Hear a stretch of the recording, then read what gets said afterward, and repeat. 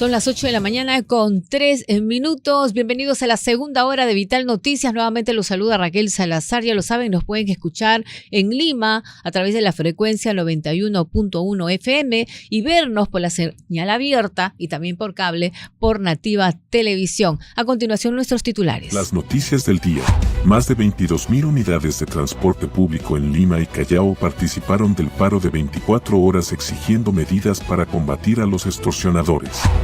La Comisión de Fiscalización debatirá en su próxima sesión si invita al presidente José Gerí a informar sobre su reunión no registrada oficialmente con un empresario chino en un kifa de San Borja. En tanto, el presidente Gerí expresó su incomodidad al ser comparado con el exmandatario Pedro Castillo, quien sostenía reuniones en la casa de Zarratea en Breña.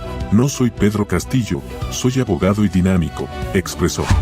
El alcalde de Lima, Renzo Reyardo, confirmó que el procurador municipal interpondrá una denuncia penal contra el conductor que protagonizó un accidente en el kilómetro 17 de la Panamericana Sur que provocó la muerte de 2 trabajadores de EMAPE. Tarapoto enfrentó una situación crítica luego de registrarse una fuerte lluvia de gran intensidad que cayó sobre la ciudad. Mediante redes sociales, el expresidente Ollanta Humala exigió su libertad tras el archivamiento definitivo del caso Cócteles que involucró a Keiko Fujimori. Ante la sorpresa de los opositores del régimen chavista, el presidente de Estados Unidos Donald Trump elogió a la presidenta encargada de Venezuela, Delcy Rodríguez, tras mantener una conversación telefónica. ¿Ingeniero? Son las 8 de la mañana con 5 minutos y seguimos nosotros hablando sobre los planes de seguridad ciudadana que el presidente Gerí está anunciando para los próximos días, que la gente está esperando con bastante entusiasmo. Creo que son con metas hasta el 2033, pero no sabemos si el próximo presidente o presidenta vaya a tomar este plan, ¿no? Y cada uno tiene, ustedes los escuchan, cada uno tiene sus propias propuestas y no sabemos si este plan se va a ejecutar y si dará resultados en esta gestión que ya termina en julio. El presidente prácticamente está de salida, el presidente Gerí, y también está dando medidas que prohíben la circulación de 2 personas en una moto. ¿Por qué? Porque los extorsionadores se movilizan en este medio de transportes. Los transportistas están de acuerdo, los moteros no. Los moteros dicen que no da resultados, pero nosotros estamos con un experto justamente en temas de seguridad ciudadana. Él es politólogo, el señor Fran Casas. Fran, bienvenido. Buenos días. Buenos días, Raquel, y para todo el público también de Radio Vital. Bien, tenemos varios anuncios que hace el presidente que ya se va, pero decretó el estado de emergencia, se continuó con el estado de emergencia, pero igual continuaron los crímenes. ¿Cuál es su balance y qué le parecen los anuncios como el tema de las motos y esta ley que se va a reglamentar el sábado, la ley 32490 contra los extorsionadores? Bueno, hay una constante, ¿no?, que viene desde hace varios años, que es la ausencia de una estrategia clara. Uh-huh. El diagnóstico está bastante claro, creo que en eso lo compartimos absolutamente todos, pero el problema es que no hay una ausencia de saber cómo es que se van a ejecutar las cosas. Ya sabemos que necesitamos inteligencia, ya sabemos que tenemos que fortalecer la coordinación policía, fiscalía y poder judicial para que haya menos impunidad contra los delitos. Ya sabemos que ahorita la prioridad es luchar contra principalmente el sicariato, más allá de que existen otros delitos que también nos afectan. Ya sabemos que lastimosamente no tenemos información para medir, por ejemplo, con claridad cuántos asesinatos hay asociados al sicariato, porque la información del SINADEF sin duda es insuficiente, es limitada. Es general, ¿no? Es muy general y es responsabilidad del gobierno en realidad darnos el dato concreto, no solamente decir el SINADEF no es la información oficial. Entonces, tenemos todos esos problemas, pero lastimosamente no tenemos el norte, que ha sido ausencia o la ausente en todos estos 5 años de gobierno posterior a la pandemia, ¿no? Entonces, el gran problema es esa continuidad también de ofrecernos como varita mágica un estado de emergencia que no ha tenido ningún resultado positivo, ¿no? Esta medida que prohíbe que 2 personas circulen en una moto, ¿le parece correcta? El diagnóstico es correcto en el sentido de que evidentemente mediante este tipo de instrumento, entre otros, se asesina. El problema es que estratégicamente no es lo más efectivo y lo más eficiente para controlar el delito. ¿Por qué? Ya hay evidencia, por ejemplo, de estudios en Bogotá y en Medellín, en donde lo que aparece es que la sobrecarga por haber tanta cantidad de motos es tan difícil de controlar y monitorear que tú requerirías una gran cantidad de fuerzas policiales, de cámaras de vigilancia centrado únicamente en las motos, que hace que dejes de lado otros mecanismos, otras herramientas que también se utilizan para el delito.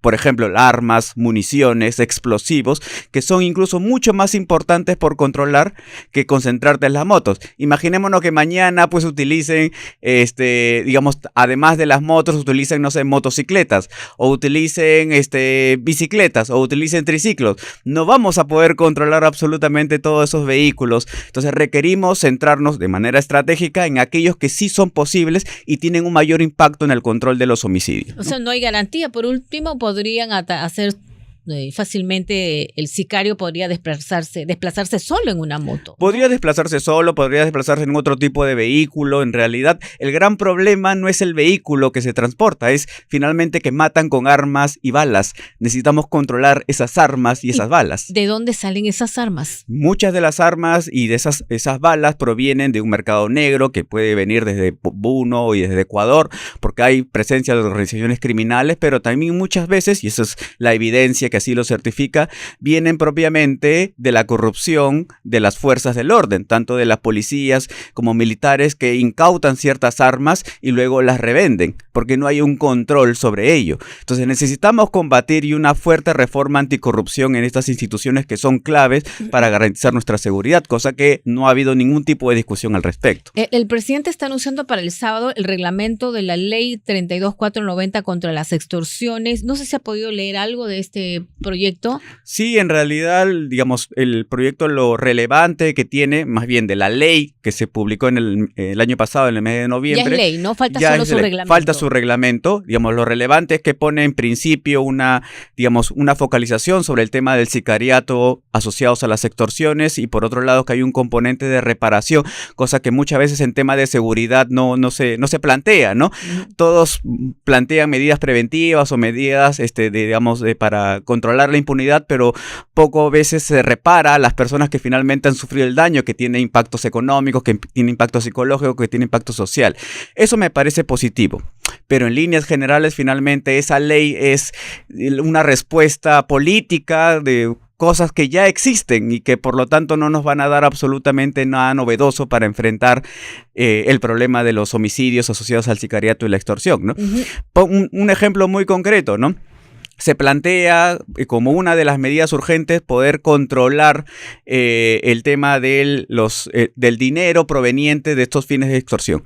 Pero esa medida solamente se concentra en la detección, pero no en toda la cadena penal, que implicaría cómo vas a fortalecer a la DIRILA de la Policía Nacional del Perú para investigar el delito de lavado de activos asociados a la extorsión, cómo vas a fortalecer la capacidad del Ministerio Público, Fiscalía de la Nación en materia de lavado de activos, cómo vas a hacer para perfeccionar la capacidad de nuestros jueces para poder sancionar con mayor efectividad y en menor tiempo a aquellas personas que están utilizando ese dinero de manera ilegal. Entonces, falta una visión estratégica mucho más completa e integral, ¿no?